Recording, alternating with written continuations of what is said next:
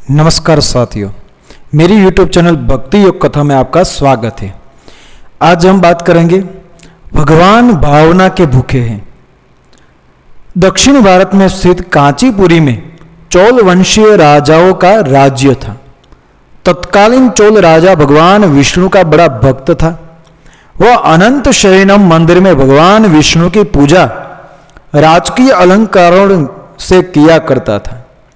मूर्ति की श्रृंगारिक पूजा कर उसके मन में यह अहंकार भी पैदा होता था कि ऐसे दिव्य अलंकरणों से भगवान की श्रृंगारिक पूजा अन्य कोई नहीं करता। एक दिन वह पूजा करके उठा ही था कि इतने में उनके नगर का एक दिनहीन ब्राह्मण विष्णुदास हाथ में तुलसी दल तथा जल भरा कलश लेकर आया। पहले तो उसने भगवान को दंडवत प्रणाम किया, फिर कलश का जल भगवान के चरणों में उड़ेलकर तुलसी दल चढ़ा दिया। साथ में वह ओम नमो भगवते वासुदेवाय का मंत्र जपता जाता था। राजा खड़ा यह सब देख रहा था। ब्राह्मण के जल डालने से राजा द्वारा अर्पित पूजा सामग्री तथा श्रृंगार बह गया और भगवान के चरणों में रह गया केवल तुलसी दल।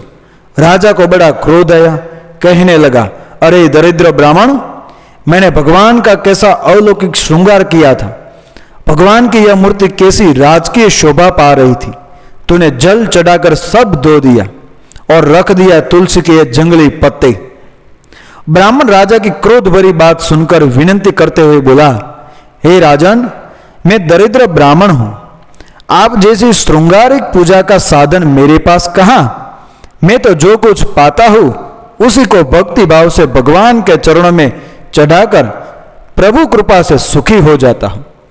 अलंकरण, दिव्य पुष्प, फल आदि से गर्वित होकर पूजा करें या भक्ति भावना से प्रभु के आगे केवल विनती होकर हाथ जोड़ दे, इसे भगवान को क्या लेना। भगवान तो भक्ति और भावना चाहिए। महाराज, मुझे क्षमा करें। राजा ने कहा, तुझे अपनी भक्ति पर बड़ा गर्व है। तूने कोई देव मंदिर बनवाया है? कभी यज्ञ, दान, तप किया है? भगवान को संतुष्ट करने वाला तो कोई भी काम तुमने कभी किया है? ब्राह्मण ने कहा, हे राजन, मैं तो अपनी दिनहीन पूजा से इतना संतुष्ट हो जाता हूं कि लगता है जैसे भगवान संतुष्ट हो गए हैं। यह देव मंदिर आपका बनवाया है। मेरी पूजा से आपकी श्रृंगारिक पूजा खराब होती है तो मैं कल से अपने घर पर ही भगवान का मिट्टी का कोई विग्रह रखकर पूजा कर लिया करूंगा। यह कहकर ब्राह्मण जब चलने लगा तो राजा ने कहा, अच्छा तो भक्त ब्राह्मण मेरी भी बात सुन लो। भगवान विष्णु किस पर प्रसन्न होकर पहले किसको दर्शन देते हैं, इसे सब लोग देखेंगे। ब्राह्मण इस चुनौती को जैसा सुना ही नहीं, चलते चलते धीरे से बोला, भगवान का तो मुझे मेरी हर सांस में आभास होता रहता है। मैं तो अपने मन में उनका नित्य दर्शन करता रहता हूं। दूसरों से मुझे क्या लेना। ब्राह्मण अपनी कुटिया में चला गया। राजा राजमहल में चले गए और ब्राह्मण ने उस मंदिर में जाना छोड़ दिया। अपने घर पर ही विष्णु भगवान का एक छोटा सा विग्रह ले आया और उसी का भक्ति भाव से भजन पूजन कर जो कुछ भी रूखा सूखा होता था भगवान को भोग लगाने के बाद खुद भोजन करता था। यह उसका नित्य का नियम था। उधर राजा अपने देव मंदिर में अपनी पूजा विधि से स्वयं ही प्रसन्न होते और अपनी पूजा पर गर्व करते। उन्होंने अपनी यज्ञशाला में मुद्दल को आचार्य बनाया। एक विशाल राजोचित यज्ञ प्रारंभ किया। राजा को एक बड़ा यज्ञ कराने का गर्व हो रहा था। ब्राह्मणगण वेद पाठ करते। राजा को यह अभिमान होता कि वह यज्ञ करा रहा है।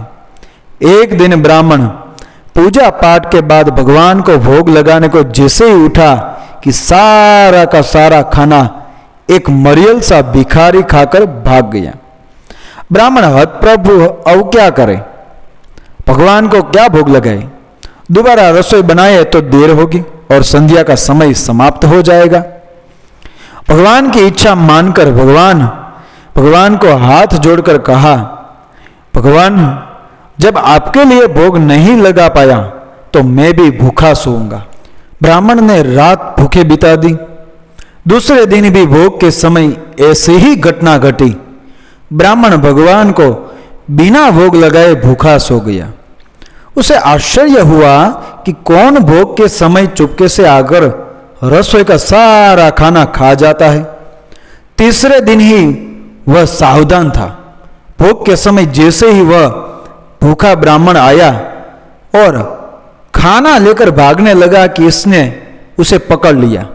उसकी दयनीय दशा देखकर कहा, दरिद्र नारायण, इस प्रकार चुपके से चोरी से क्यों खाना ले जाते हो? आओ बैठो। भगवान का भोग लगने के बाद जो कुछ भी रूखा सूखा है बैठकर प्रेम से खाकर अपनी भूख मिटाओ। अब मैं आपको ऐसे न जाने दूंगा। आप बैठो और प्रेम से भोजन करो। मैं समझेगा मेरे नारायण स्वयं प्रत्यक्ष भोग स्वीकार कर रहे हैं। यह कहकर उसने उस भूखे ब्राह्मण को आसन पर बैठाया और खाना परोसकर हाथ जोड़कर बैठ गया। इतने में ही उस भूखे ब्राह्मण ने अपना स्वरूप बदला और वह साक्षात विष्णु के रूप में विराजमान हो गया। साक्षात भगवान को अपने यहां भोग ग्रहण करते देख वह ब्राह्मण चरणों में गिर पड़ा। उसे उठाते हुए भगवान ने कहा, उठो मेरे प्रिय भक्त, मैं चोल राजा के यहां भी रोज जाता था, मगर वहां से मुझ दिनहीन दरिद्र को भगा दिया जाता था। उस राजसी अहंकारी यज्ञ में राजपुरुषों, दरबारियों, कर्मकांडी ब्राह्मणों की प्रतिष्ठा है।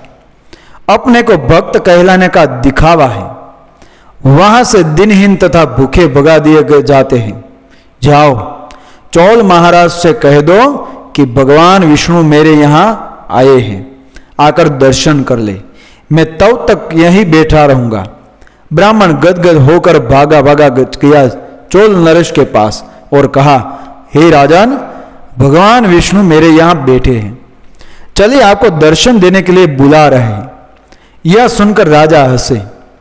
ऋषि मुद्गल की ओर देखकर कहा, देखो तो यह ब्राह्मण पगला गया है। कहता है त्रिलोकीनाथ, राजेश्वर, देवेश्वर भगवान विष्णु इस ब्राह्मण की झोपड़ी में बैठे। ब्राह्मण ने कहा, महाराज चलकर स्वयं देख ले, आपको बुलाने भेजा है। उन्होंने मुझे, राजा ने कहा, मेरी पूजा से प्रसन्न होकर या तो स्वयं मेरे यहां आते या बुलाने के लिए कोई देवदूत भेजते। महर्षि बुद्धवल भगवान की यह माया समझ रहे थे। राजा से कहा, ब्राह्मण की बात सच मानकर चलिए, मैं भी चलता हूं। भगवान की लीला निराली है, चलिए चलकर देखते हैं। चोल राजा, ऋषि मुद्गल तथा वह ब्राह्मण चलकर जब उस झोंपड़े में आए तो देखा भगवान विष्णु भोजन कर रहे थे। राजा ने आश्चर्य से हाथ जोड़कर कहा, प्रभु, मैं आपका दर्शन पाने तथा आपका प्रसाद ग्रहण करने को कितने दिनों से जप तप पूजा यज्ञ कर रहा हूं। देव दुर्लभ राजभोग छोड़कर आप यहां इस ब्राह्मण का रूखा सूखा भोग ग्रहण कर रहे हैं, क्यों? भगवान ने हंसकर कहा, राजन, तुम्हारे पूजा अर्चना यज्ञ तप में राजसी अहंकार है, एक दिखावा है। इस ब्राह्मण की दरिद्रता में विनम्र भक्ति है, दिखावा नहीं, भावना है, विह्वल प्रेम है। मैं तो निरहंकारी भक्ति तथा भावना का भूखा हूं, इसलिए यह प्रेम प्रसाद ग्रहण कर रहा हूं। तुम्हारी पूजा अंतर्मन की नहीं, दिखावे की है। भगवान की यह बात सुनकर राजा को ज्ञान हुआ। उसने सोचा, जब तक राजसी वैभव से जहां रहूंगा यह अहंकार बना रहेगा, अतः इससे मुक्त होना चाहिए।